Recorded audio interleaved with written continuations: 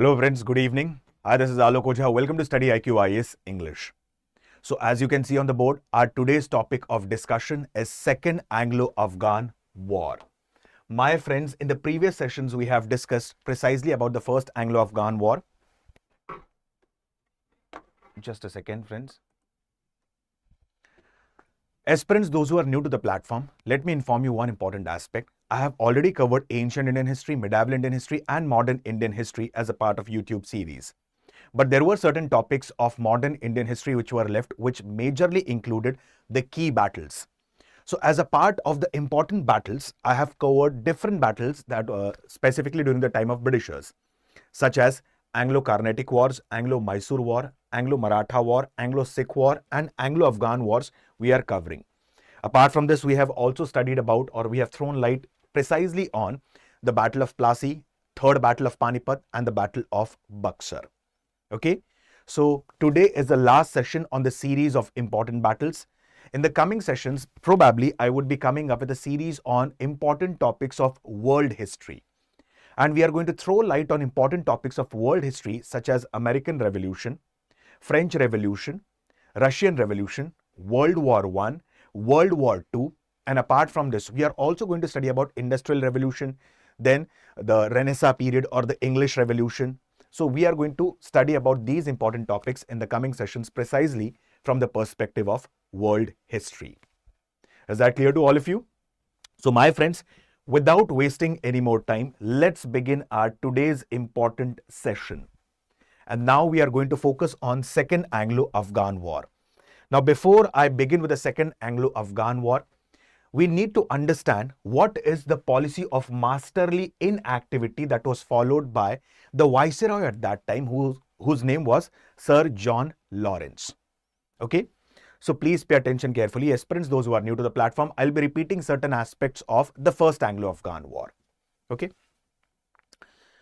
precisely speaking, yes, Kirmada ji, very good evening. I have covered the First Anglo-Afghan War in quite depth and detail previously. Now let's talk about the Second Anglo-Afghan War, and before that I'll throw light on the key aspects of the First Anglo-Afghan War. Now it is said that initially Shah Shuja, he was the Amir of Afghanistan, but Shah Shuja, he was replaced by Dost Muhammad. Okay, and when Shah Shuja was replaced by Dost Muhammad, it is said that English East India Company provided a pension to Shah Shuja, and Shah Shuja used to live in Ludhiana. Now, why English East India Company was providing pension to Shah Shuja, we'll understand about that. And before that, who was Dost Muhammad? Let's understand about this. So, Dost Muhammad, he was the ruler of Afghanistan, also referred as the Amir of Afghanistan.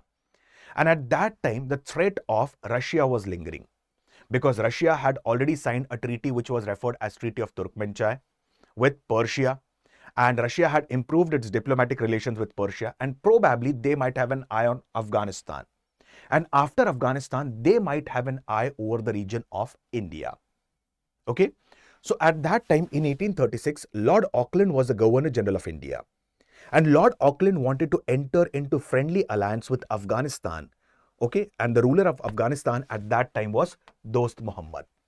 So Lord Auckland invited Dost Muhammad, and Dost Muhammad was ready for a friendly alliance because already his relations with Persia was not that cordial. Apart from this, the threat of Russia was lingering. And the most important one, Dost Muhammad wanted to acquire the region of Peshawar, which was under the control of the Sikh Empire led by Maharaja Ranjit Singh ji. So Dost Muhammad was also ready for a friendly alliance. But when English East India Company called Dost Muhammad put forward one condition, that we are going to enter into friendly alliance only under one pretext, that English East India Company is going to help me in reacquire the region of Peshawar from Maharaja Ranjit Singh ji. But already we have seen that in 1809, a treaty was signed between the Sikh Empire and English East India Company, which was referred as Treaty of Amritsar. As per the Treaty of Amritsar, River Satluj acted as a boundary line between the territories of Maharaja Ranjit Singh and English East India Company. To the north of River Satluj, all the territories belonged to Maharaja Ranjit Singh and the Sikh Empire. And to the south of River Satluj, all the territories belonged to English East India Company. Correct? So English East India Company said to Dost Muhammad, my friend, we cannot help you out in that. So what did Dost Muhammad do now? Dost Muhammad, he approached Persia and Russia. And when he approached Persia and Russia, what happened? Maharaja Ranjit Singh ji, English East India Company led by Governor General Lord Auckland, and Shah Shuja, they made a tripartite alliance. And the tripartite alliance directly attacked Afghanistan. Okay, this policy is referred as forward policy. Now, what is forward policy all about? Forward policy means if you think that your enemy can attack on you, you attack first. So what happened? English East India Company attacked the region of Afghanistan. They had acquired the region of Quetta. They had acquired the region of Kandahar, Ghazni, and finally Kabul. And Dost Muhammad was finally imprisoned, and Shah Shuja was made as the new Amir of Afghanistan again. Simple words, Shah Shuja was again reinstalled on the position of Amir. But at that time, Shah Shuja, he was a person who wanted to rule Afghanistan with an iron hand. And he was not supported by the Afghan tribal chief. So what happened? There was a lot of revolt.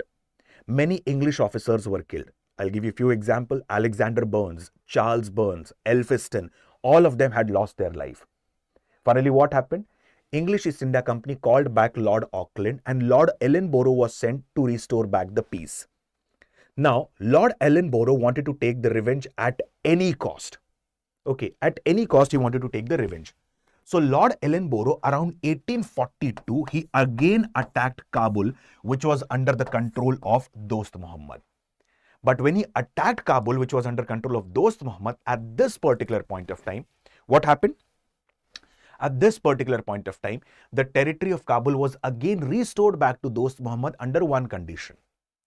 Now, Lord Ellenborough had said to Dost Muhammad that you are not going to interfere with the working of English East India Company, and you won't be doing anything that hampers the British political and economic interest.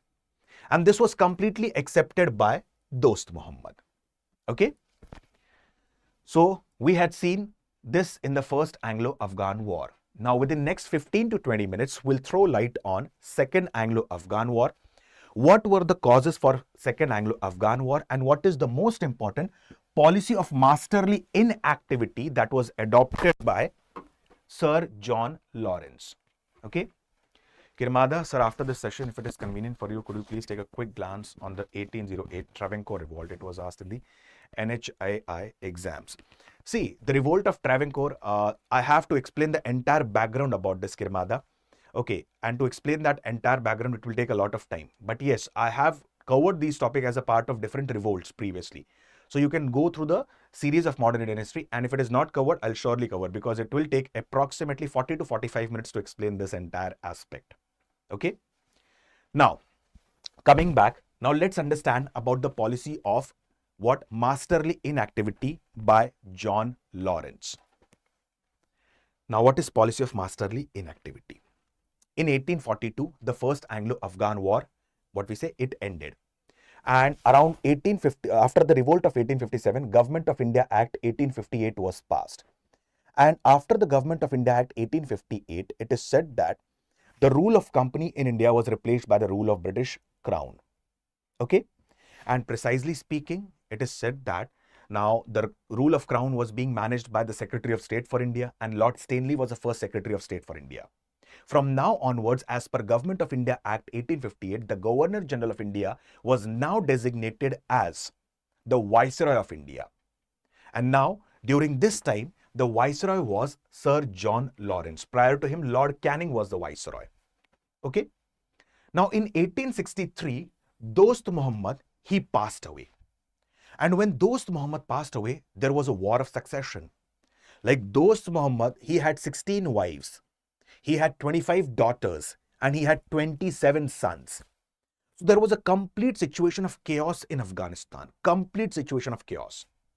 And the war of succession began in the region of Afghanistan. So this could be an opportunity for English East India Company. Correct? As we have seen, whenever there is a battle between the two important kingdoms, or whenever there is a war of succession, this is an opportunity for the third person. Correct?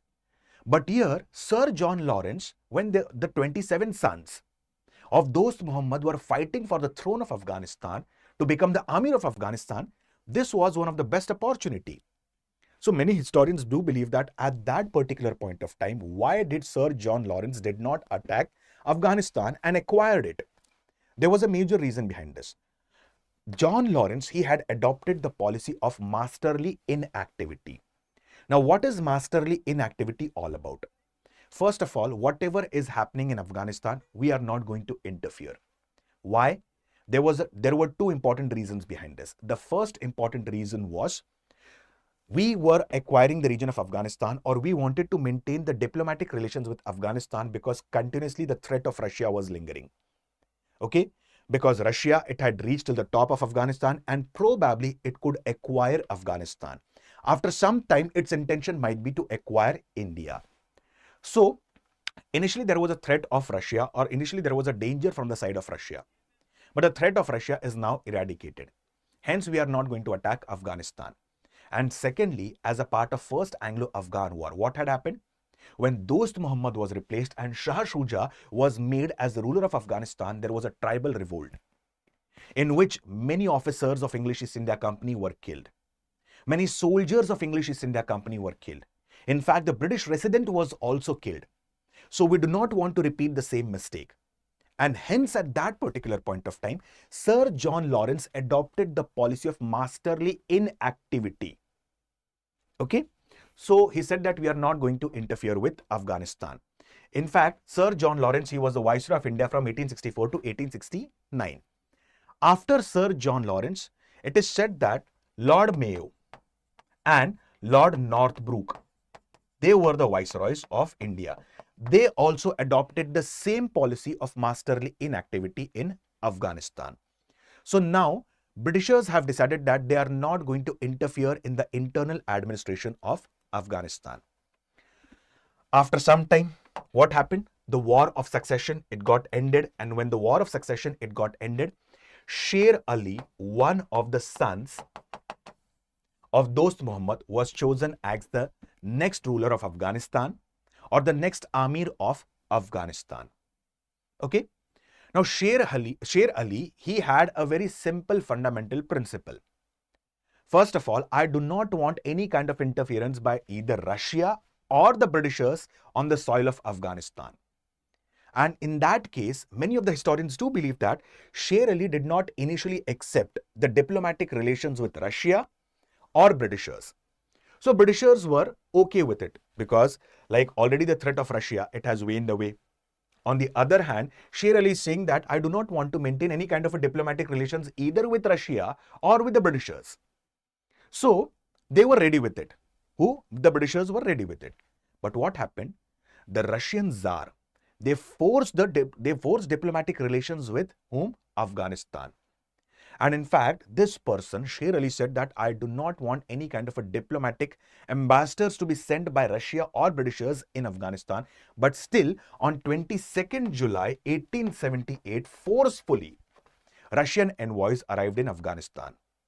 So at that particular point of time, Sher Ali had no other option but to welcome these envoys, but to welcome these ambassadors. Now, the Viceroy of India was Lord Lytton. Everyone knows about Lord Lytton. Like Lord Lytton, during his tenure, Vernacular Press Act 1878 was passed. You might have heard about this. Like Vernacular Press Act 1878, as the name itself suggests, that this act was directed towards Indian newspaper or vernacular newspaper. And as per this act, four Indian newspapers had to stop their publication. Som Prakash, Dakka Prakash, Bharat Mihir and Samachar. And the Vernacular Press Act 1878, to escape this act, one newspaper overnight became an English newspaper, and that was Amrit Bazar Patrika of Shishir Kumar Ghosh. It was same Lord Lytton.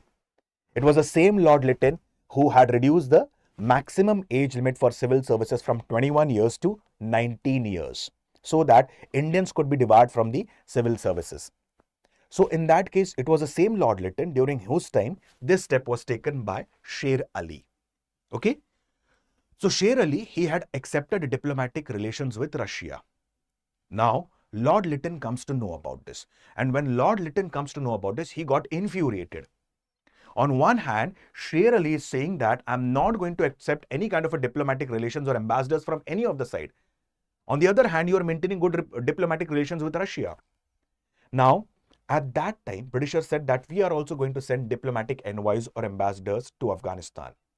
And Sher Ali had warned the Britishers that if again the diplomatic alliances have been sent or ambassadors come to the soil of Afghanistan from the side of Britishers, no one will go back.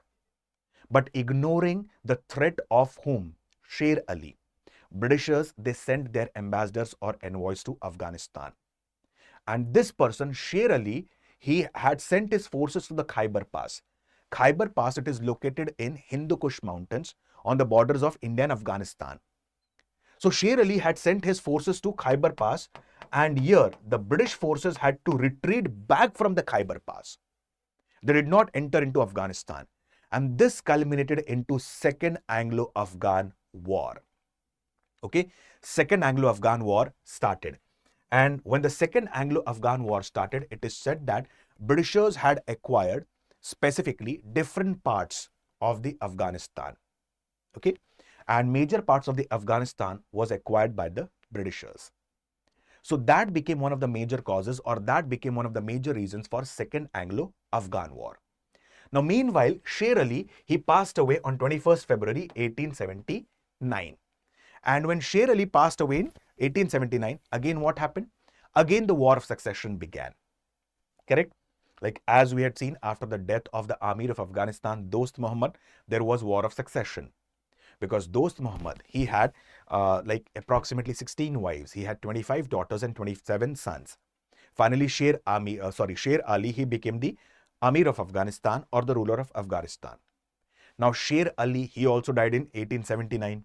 And after his death, again, there was a War of Succession. And at that time, what happened? Yaqub Khan, one of the sons of Sher Ali, he became the next Amir of Afghanistan. And now Viceroy Lord Lytton, he went and met whom? Yaqub Khan. And said that, see, although your father might be a very good person, but he did not listen to any of the advices. On one hand, your father was saying that I do not want to maintain diplomatic relations either with Russia or Britain. On the other hand, he is maintaining diplomatic relations with Russia and is welcoming and inviting the envoys of Russia and is not allowing the envoys and ambassadors of Britishers to go into Afghanistan. So you don't repeat the same mistake, and we want that you accept a treaty with us. And that treaty is Treaty of Gandamak. So Britishers signed another treaty which is referred as Treaty of Gandamak with Yaqub Khan, one of the sons of Sher Ali. Now what was that treaty all about? First thing, British government will control the foreign affairs of Afghanistan. This is nothing but, if you remember, we had studied about the subsidiary alliance system of Lord Wellesley. Do you remember that system? We had covered the different governor generals, and as a part of different governor generals, we have covered the subsidiary alliance system, wherein we had studied one important aspect, and that was, like as a part of subsidiary alliance system, a British resident would be there in the court of a ruler who has accepted the subsidiary alliance treaty. Apart from this, the ruler who has accepted the system, like he cannot enter into any kind of a foreign treaty or foreign alliance with any other European power without the permission of the Britishers. Same thing was reiterated here. Same thing in a different manner. So now, British government will control the affairs of Afghanistan. Simple words, this is nothing but loss of sovereignty. There would be a British resident in the court of whom? Court of Yaqub Khan at Kabul. Simple words, again Britishers wanted Yaqub Khan to work as a puppet for the Britishers. Okay, and finally the thing was, Britishers said to Yaqub Khan, if any other European power or if any other people attack you, or if there is any kind of a foreign aggression, don't worry, we will support you. We will provide you the money, we will provide you the necessary support in the form of men and material. So that was nothing but Treaty of Gandamak. And as per Treaty of Gandamak, what happened? Now it was again a kind of a surrender of one's sovereignty. What was one of the clause? A British resident would be stationed in Kabul. So now, as per this treaty, there was a British resident who was sent to Kabul. There were many British forces who were sent to Kabul. Okay. Apart from this, there were many British guards, soldiers, and so many other people who went to Kabul in the court of Yaqub Khan. Again, the second phase of Second Anglo-Afghan War began. If you remember one thing, what had happened in the First Anglo-Afghan War? When Dost Muhammad was imprisoned in Calcutta and Shah Shuja was made as the Amir of Afghanistan, a British resident was placed in Afghanistan. British soldiers were kept in Afghanistan. What happened later on? The Afghan tribal chiefs, they are independent-minded people. And they killed the British resident, they killed the staff, they killed the soldiers. Same thing happened as a part of Second Anglo-Afghan War. When Yaqub Khan had accepted the Treaty of Gandamak, what had happened? A British resident was sent in the court of Yaqub Khan. And after that, there were different British soldiers who were also sent there. So finally what happened? The British soldiers were killed. British resident was killed. Staff was killed. Everyone was killed by the Afghan tribal chiefs. Again, there was second phase of Second Anglo-Afghan War, and Lord Lytton dispatched the forces, and finally the major parts of Afghanistan was acquired. And Yaqub Khan, he was being replaced, and finally Abdur Rahman, he became the new Amir of Afghanistan. Okay, and Abdur Rahman, he was the nephew of Sher Ali. Is that clear to all of you? I'll repeat the points again within short. After Dost Muhammad, there was a war of succession. Comes to power his son, whose name was Sher Ali. After the death of Sher Ali, comes to power his son, whose name was Yaqub Khan. Yaqub Khan was forced to sign the Treaty of Gandamak with the Britishers. Simple words, the Treaty of Gandamak was nothing but surrendering one's sovereignty. Now, it is said that like the Afghan tribal chiefs attacked the British forces in Afghanistan during the time of Yaqub Khan, and Yaqub Khan could not control the revolt. So what happened? Yaqub Khan was replaced and a new person comes to power as an Amir of Afghanistan whose name was Abdur Rahman. And Abdur Rahman, he was a nephew of Sher Ali. Okay. Finally, what happened? It is said that Sher Ali, he accepted the terms and conditions of Treaty of Gandamak, and this marked the end of Second Anglo-Afghan War. Now, the point here comes here is, like the Baluchis and the Pathans who are located on the borders of India and Afghanistan, they did not wanted any kind of an external control over this region. So they continuously kept on revolting. And as I've told you, Britishers had acquired the major part of Afghanistan by now. So the boundary line became one of the major disputes. And finally, in 1893, a boundary line was created between India and Afghanistan, which was referred as Durand Line. Although it was later on not at all again accepted by the Baluchis and Pathans, but still against their will, the Durand Line was created as a boundary line between India and Afghanistan. And finally, it is said that this ended the Second Anglo-Afghan War. And as we have discussed, the major parts of Afghanistan was acquired. That became a different province, and that province was referred as, precisely speaking, that province was referred as Northwestern Frontier Province, a separate province. So my friends, this is all about the First and Second Anglo-Afghan War. We have already covered all the important battles. This was the last session on the Second Anglo-Afghan War. As discussed previously, like in the coming sessions, I would be speaking majorly on the vivid aspects of the world history, wherein I would try to cover the different aspects of American Revolution, French Revolution, Russian Revolution, World War I, World War II, and the Cold War era. Apart from this, we'll also understand about the Renaissance, and we will also understand about the vivid aspects of the English Revolution and Industrial Revolution. Is that clear to all of you? So, my friends, StudyIQ IS has come with GS Foundation P2I batches for 2027 and 2028. The batches are completely based on the SMART model, wherein the classes would be completely in structured format.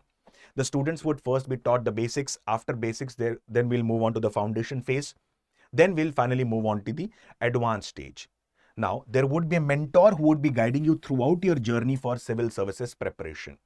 I usually keep on saying in my classes, revision is the key. Okay, it is better to go for consolidation of resources rather than going for multiplication of resources. Simple words, it is better to read one book 10 times rather than reading 10 books. Apart from this, there would be proper assessment and the test would be conducted that would help out the aspirants to gauge their competence. So the batches have just started today. So it's a morning batch and the batch is completely in English medium. Like it's not a mixture of Hindi and English medium. StudyIQ IS has come up with a complete separate batch in English medium. So batch has just started today, that is on 22nd of June. And the prices for the batches are starting at 11,999. Most important aspect, the batches are available for 2027 and 2028 both. So use the code Alok Live that is flashing on your screen to get the benefits of these batches. And if you use the code Alok Live, you will get the discount on the courses. I repeat the code Alok Live. So my friends, with this, I'll stop my words for the day. See you guys with the next few sessions. Thank you and have a very nice day. Bye-bye everyone. Jai Hind.